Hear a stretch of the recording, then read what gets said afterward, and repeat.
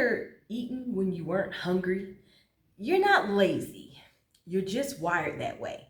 And in this video, I'm going to help you divulge why.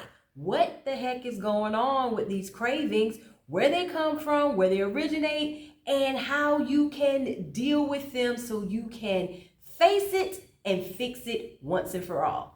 For those of you who are new to this channel, my name is Carmen Walker. I'm a certified health, life coach, and expert weight loss strategist for pre-diabetics and type 2 diabetics.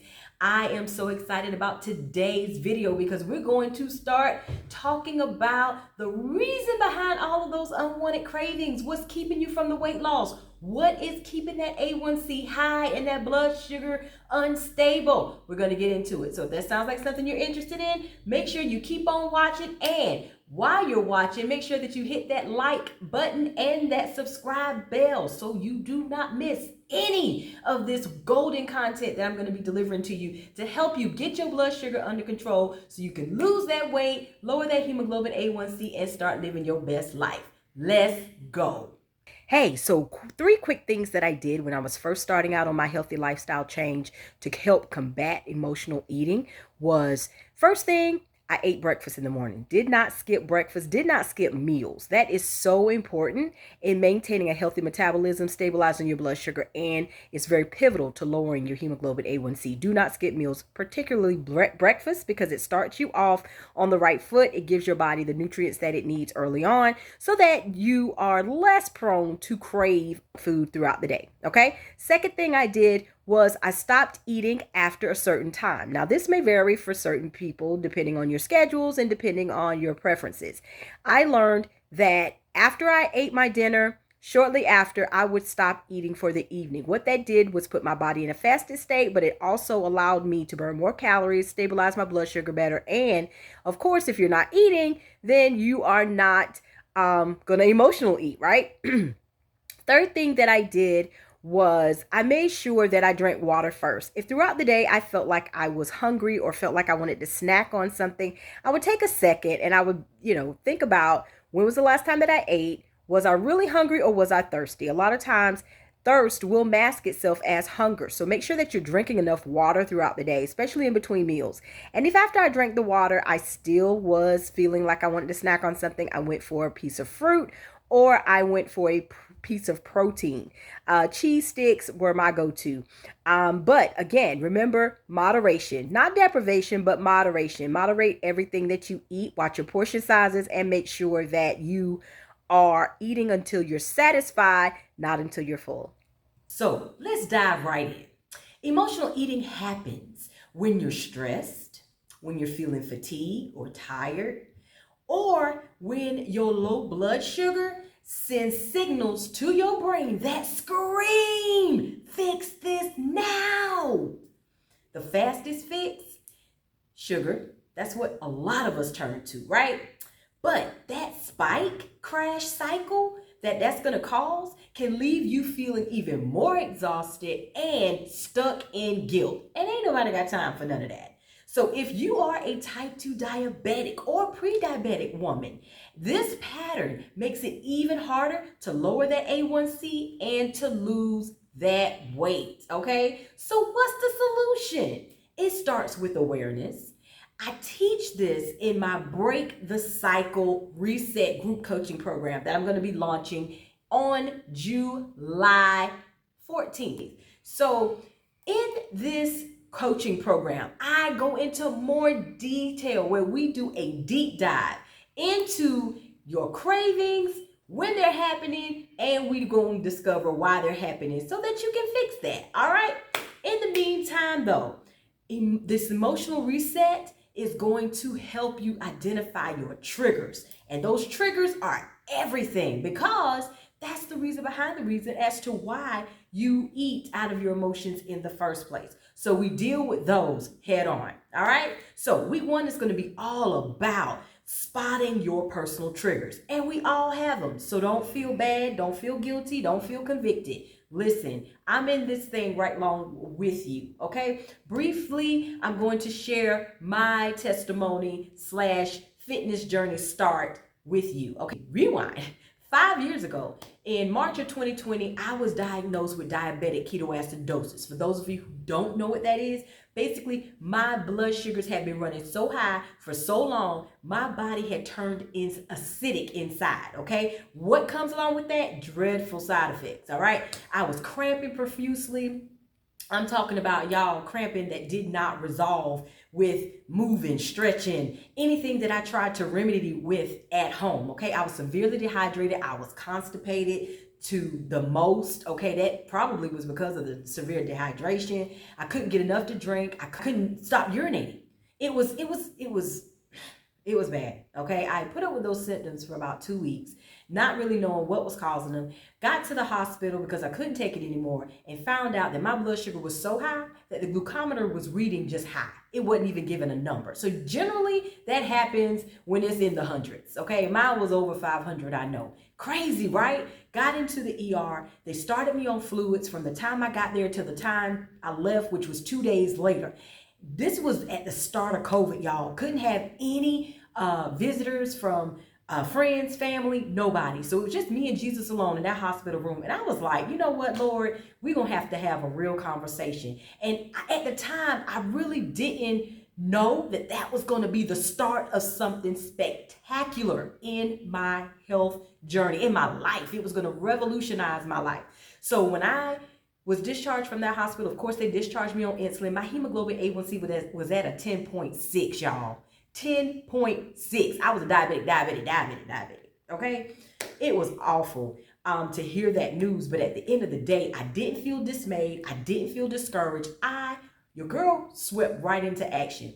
I knew that I needed to change a lot of things in my health, for my health, and in my lifestyle. So I started off small. I started standing up for about 10 to 15 minutes after I ate. I did that once or twice a day, and then it generally moved and progressed upwards to 30 minutes, 45 minutes. Now I stand up an hour after each meal. I started, of course, there was nowhere you could go at the time. All the gyms were shut down. You couldn't even really go to parks or anything like that. Nobody was outside. Nobody was doing anything. So I started doing stuff around the house. Housework is where I started my fitness journey. Oh yes. Then I progressed to working out 2 days a week, then 3 days a week. I want you to hear me when I say this. I started off small. I didn't start off, out the gate doing 5 days a week. Yeah, I'm gonna work out 5 days a week. I'm gonna do 4 days of cardio and I'm gonna do a day of strength training, or 3 days of strength training, 3 days of cardio. No, I knew that if this was going to be a sustainable lifestyle for me, I had to start where I was at. This wasn't about anybody else. I wasn't doing this for anyone else. It was all about me and my health and me getting started with something that I was going to be able to hold out with. Fast forward 3 months later, after being discharged out of the hospital, I was actually taken off insulin by my doctor, whoop, whoop, to the big God, up in the sky, because it was all because of him that I was able to implement the habits that I needed to and be consistent with them, to the point where I was taken off of insulin by my doctor. And after that, my weight loss skyrocketed through the roof, because insulin was actually something that could have actually been holding me back from losing weight. Insulin's a hormone, y'all, and hormones tend to bulk you up. That's why if you're on insulin, I understand the struggle can be real to shed those extra pounds, because you literally have something that could be working against you and working with you at the same time, if that makes sense. But anyway, I want you to know, whether you're on insulin or not, that it is possible to get off. It is possible for your your type 2 diabetes to be reversed, because mine has been reversed. Not on insulin. Fast forward 5 years later, have lost over 90 pounds and counting, still losing. No fad diets, no weight loss surgeries, just simply implementing the strategies and the tips and tricks that I teach in my coaching business.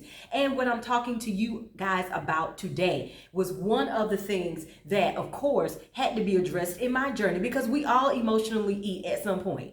If you ever had a hard day at work and you just start craving sweets, sweets was my jam, y'all. I still love sweets, but I eat them in moderation, and my eating habits are totally different now from what they were when I first started my journey. That's growth, that's progression. If you haven't gotten there yet, please believe me, you will. Just keep following this channel. Sign up to work with me. I promise you, I can help you get to where you are going, because you can lose the weight. You can lower your hemoglobin A1C, and you can stabilize your blood sugar. And it doesn't take as much as you think it takes, y'all. It really, really, really requires focus and consistency, and you have to have a plan. But I help you with all of that. So if you have not hit that subscribe button yet to this channel, what are you waiting on? Please make sure that you do that, because you need me in your life, okay? I'm here for you. I've been where you are. I've sat where you sat. I understand what it's like to be a pre-diabetic. That was devastating news. Oh, but hold on to your socks, because if you thought being a pre-diabetic was bad, wait till you get the type 2 diabetic news, right? Let me tell you something. Nothing to it but to do it. You can still, after being diagnosed with those conditions, you can still not just survive, but thrive in your health. And on this channel, I teach you how to do so. All right. So doors will open to my program for Break the Cycle. Okay. It's a group coaching program.